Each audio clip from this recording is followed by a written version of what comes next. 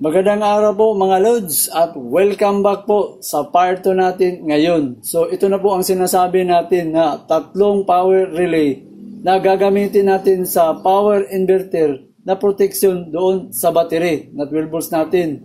Tapos meron tayong nadagdag, ito po ang tinatawag na LVD module. So low voltage disconnect module po ito.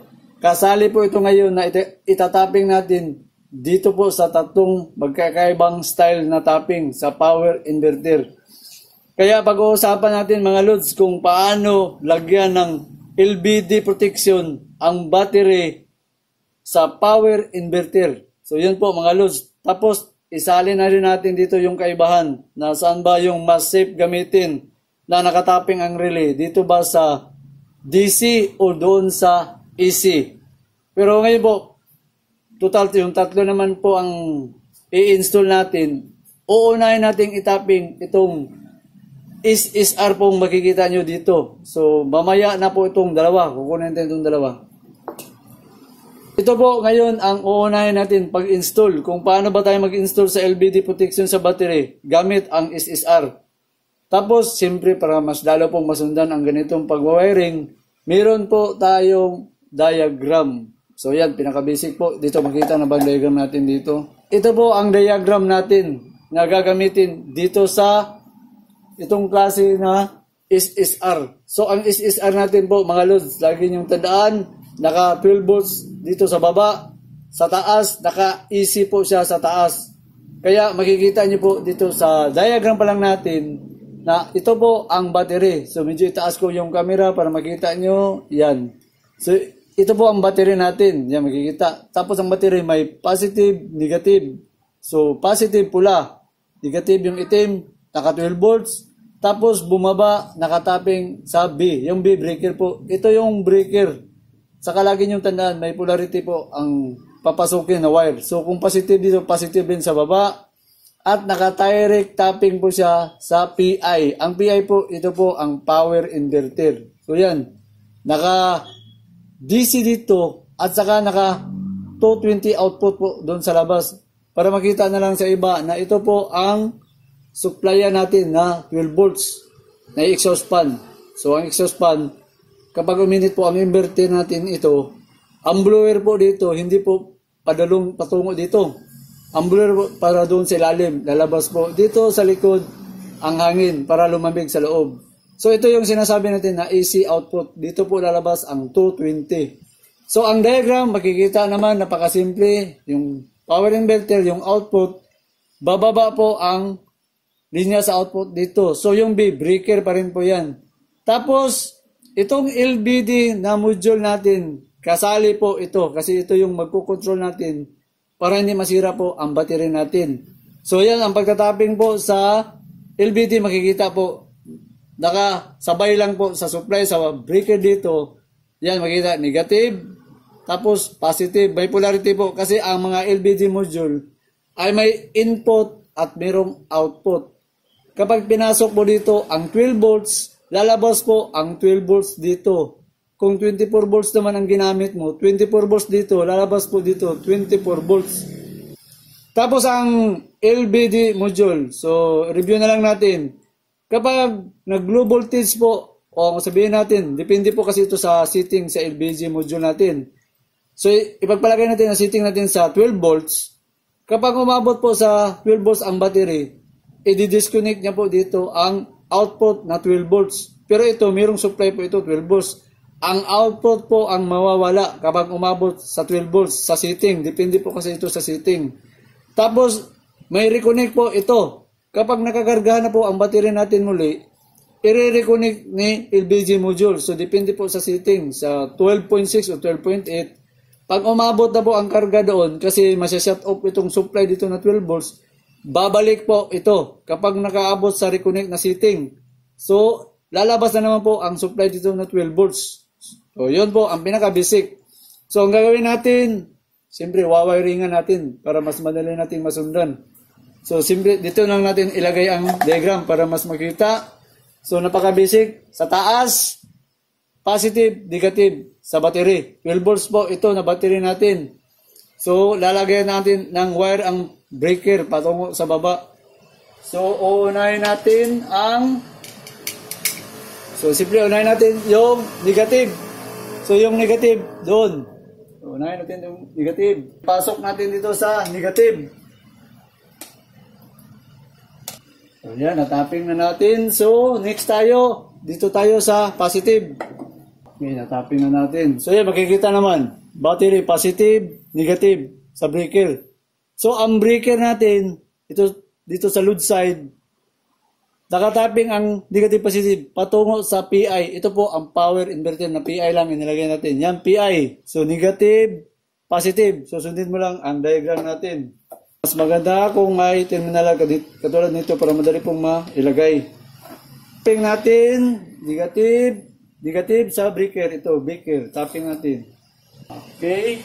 Next, sa positive tayo. Yan, positive. Patungo sa breaker. Ito, positive. Yan, tatapin na natin mga loads. So, ibig sabihin doon, kapag i-switch on natin ito, i-energize po ang power inverter natin. So, makikita nyo po dito, yan. So, i-switch on natin ang breaker para makita. Yan, tapos switching na dito sa power inverter. May switching dito. Yan. So, ayan po, naka-energize.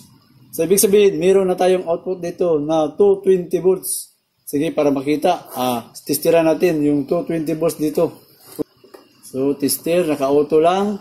So, kukuha na natin ng, yan, makikita, 226 po, mga loads. Yan po, naka-226 ang output natin.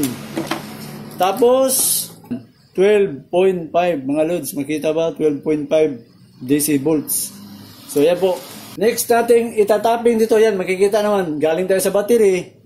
Patungo sa breaker, tapos nakakonekta sa power inverter, negative, positive.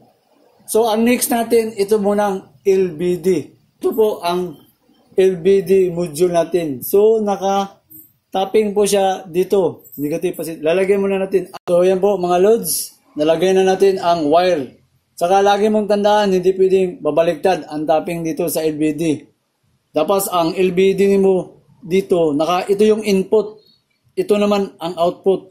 So, dito sa diagram, ang input po naka-supply sa battery. Tapos, ang output dito, patungo po siya sa SSR. So, ang SSR, ito po ang solid state relay natin. So, patungo ang output doon sa supply dito. So, itatapping muna natin ang diagram natin. So, dito po makita mo ang LBD. Yan, ibaba ko muna yung camera para makita. Yan. Okay, natapping na natin mga loads.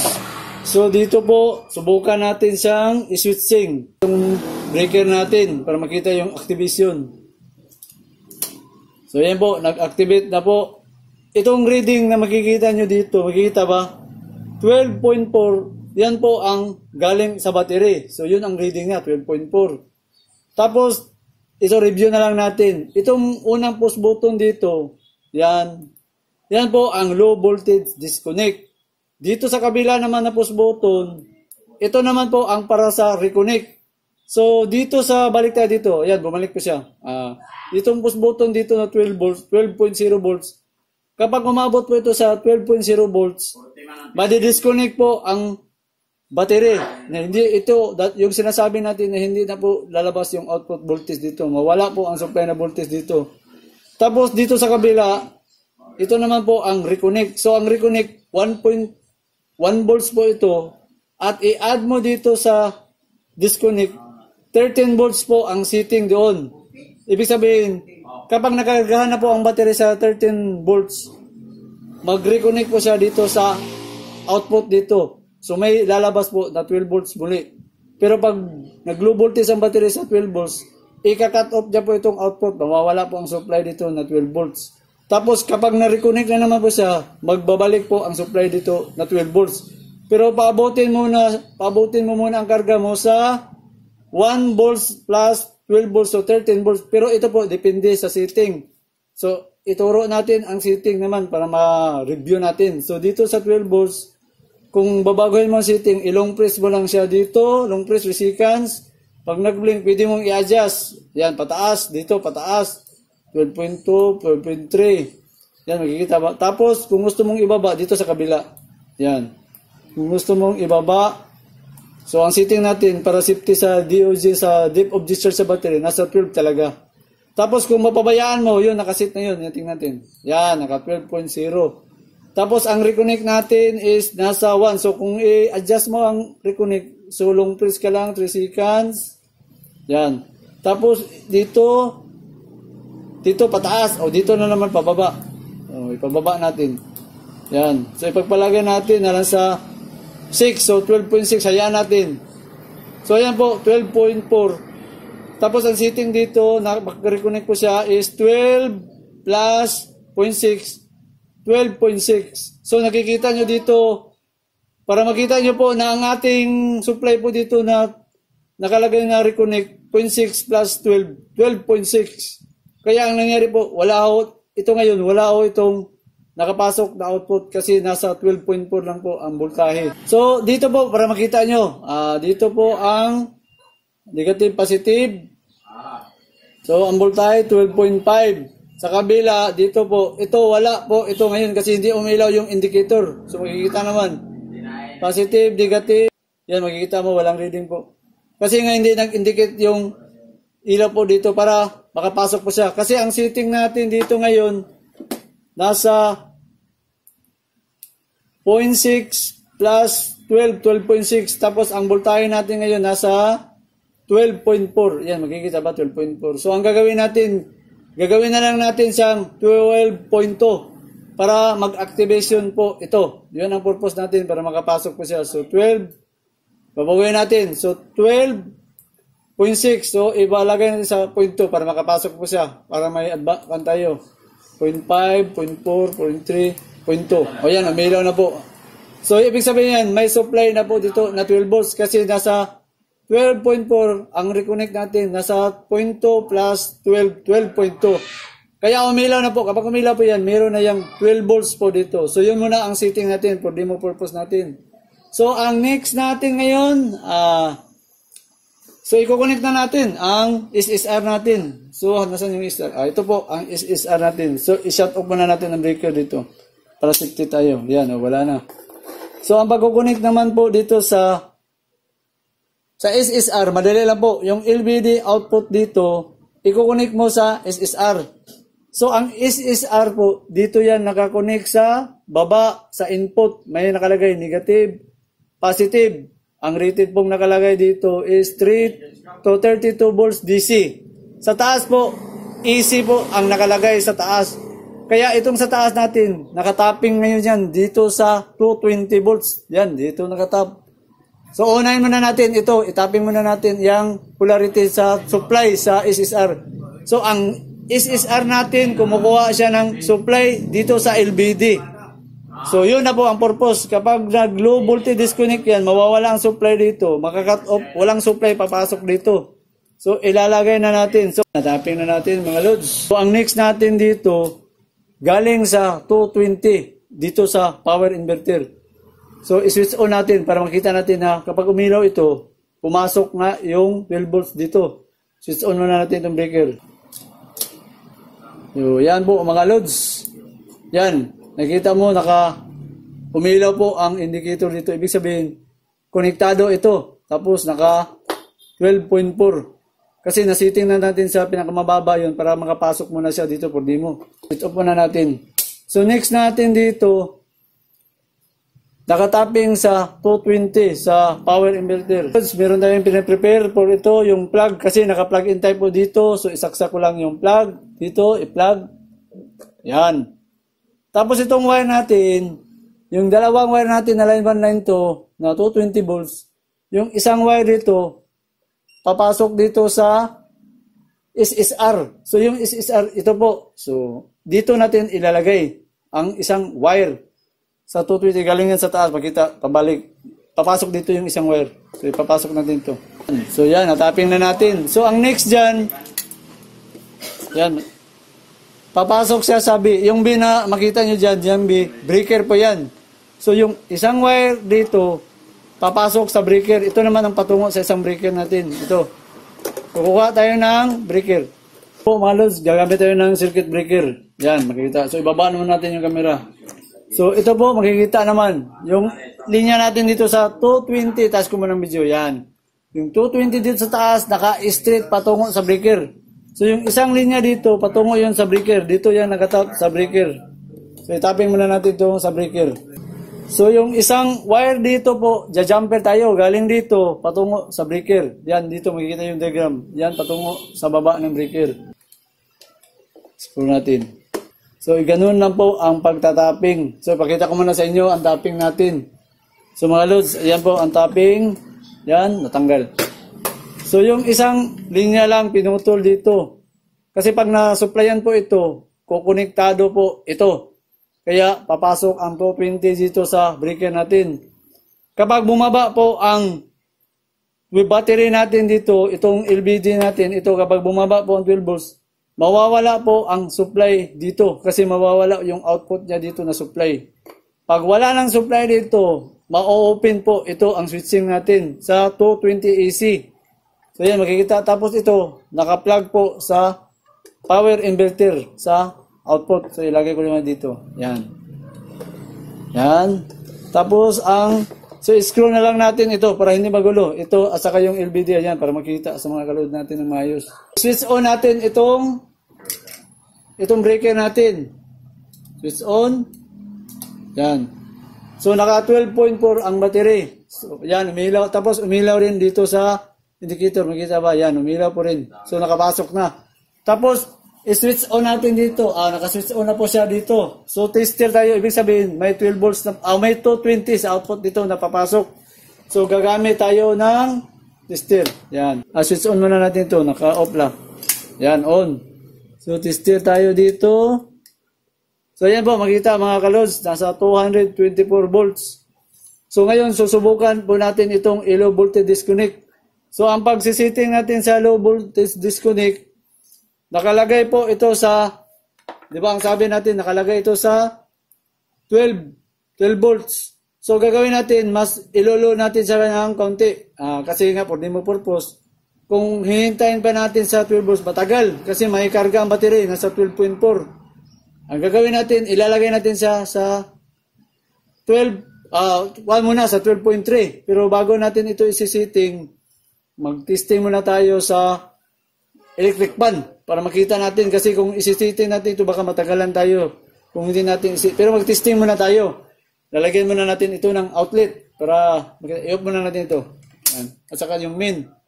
Ang ibig ko sabihin, lalagyan natin ito ng outlet kasi hindi naman madirect ang outlet natin sa pagsaksak sa electric fan. So yan, tapping na natin. So, mayroon na tayong outlet na isaksak para sa electric fan. So ito yung plug. So ipakita ko muna yung electric fan natin. Nasaan ko ilagay? So nandyan po ang electric fan.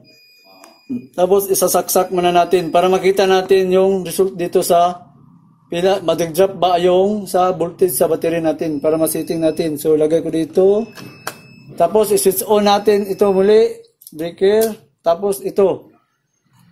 So, hindi pa mandar kasi on natin yung breaker dito. So, on natin yung breaker. Basta yung voltahe natin sa battery, 12.4, switch on. So, yan, umikot na. So, nasa 12.2 po ngayon ang battery na. Yan, makikita yung electric fan. Yan, umikot yung electric fan natin. Gamit ang power inverter natin dito. So, ang battery po, nasa 12.2. Ito yung sinasabi ko. Tapos, ang low voltage disconnect ay nasa 12 volts. So, medyo matagalan po tayo dito. Kung hihintayin pa natin mag-drop po siya sa 12 volts. So, ang gagawin natin, para makita nyo ang low voltage disconnect, ilalagay na lang natin siya sa 12.2. Kapag umabot sa 12.2, kasi ang voltage nasa 12.2, mawawala po yung indicator. Low voltage disconnect po ang mangyari ngayon. So makikita nyo, yan. So gagawin, babagawin natin ang setting. Yan, makikita naman na umiilaw dito. At saka, the indicator rin, makikita yung indicator, umiilaw. Tapos, ang electric fan, makikita, umiikot po ang electric fan. Yan, makikita. Yan, balik tayo dito. So gagawin natin, low voltage disconnect natin. Sa 12.2 natin ilagay para mag-low voltage disconnect kasi matagalan tayo kung hintayin natin ito sa 12.0 volts. So, ito ang pagsisetting sa low voltage disconnect. Dito, yan, 12.0. Tapos ang naka-voltage sa battery 12.2. So hindi siya mag-disconnect. Para ma-disconnect siya, isi-setting natin sa 12.2 para makita lang niyo na nag-disconnect ang ano mangyari kapag nag-low voltage disconnect dito ang power yung LBG module natin. So babagawin natin long press. Yan. Itataas na lang natin sa 2.2 low voltage disconnect. 1, 2.1, 2.2. Hayaan natin. Yan, 2.2. So, ito, may kunti pang natitira kasi hindi ganyan ka-accurate. So, gagawin natin, 12.3 na lang natin kasi naka-indicator pang ilaw. Tapos, yan, tumatakbo pa ang electric fan. So, gagawin para makita na lang, babagawin natin ang low voltage disconnect. 12.3. Long press. Yan, tapos taasan natin. 2.2, 2.3. So ito, low voltage disconnect ito ngayon. O yan po, nakita nyo mga loads. Hindi na po, yan, nag-shut off po ang electric fan natin dyan. Yan, makita nyo. O, wala na. Tapos, nawawala rin ang indicator dito sa taas. At sa doon dito rin sa SSR natin. So yan, wala na pong supply ito ngayong SSR. Napuputol niya po niya dito. Saka konting ingat po kayo dito kasi naka 110 volts yan sa putol. Ito naman ang sa 12 volts. So ayan po mga kalods. Dahil nga inilagay natin siya sa low voltage disconnect na to 12.3. Ayun, na-stop na. So ang tanong, kailan naman po siya babalik? So ang babalik natin is 12.3 plus 2 to 12.5. Pero ang voltahe natin ngayon nasa 12.4. Kaya hindi siya makabalik kasi nga nasa 12.4 tapos ang setting nasa 0.2 plus 12.3, 12.5. Hindi siya. Pero kung meron po itong solar panel na ilagay natin sa nakalagay, wala mong problema kasi nakakarga naman ang battery. So tataas ang indicator sa voltahe. For demo purpose, hindi ko na lang isinali dito ang solar panel natin. Yung sa basic lang na mangyari. So ngayon, para makita nyo maka-reconnect po siya, simple lang po. Naka 12.4. So ang setting natin dito is 12.3 plus mo ito sa 0.2 plus 12.3, 12.5. Tapos ang voltahe sa battery 12.4. Ayan po. So ibalik natin sa 12 ang low voltage disconnect para pag plus niya dito sa 0.2 pasok siya sa 12.2 tapos ang naka-indicator sa voltahe is 12.4. So ibalik natin siya sa 12 volts para ma-reconnect. So post button tayo 3 seconds. So yan, so babaan natin 12.4, 3, 2. Oh yan 12. So umilaw na siya ngayon kasi nakaabot siya sa reconnect. So pag nag-ilaw yan, i-start muli ang electric fan natin. Ayan po mga lods, umilaw. Yan, makikita naman. Oh, yan. So, yun na po, pinaka-basic sa LBG natin, protection sa low voltage disconnect. So, ang purpose natin doon, so, shut off na natin para walang ingay. So, yung purpose natin doon sa battery, kapag umabot po sa 12 volts ang battery, automatic po cut off. Yun po, para hindi po masira ang battery natin.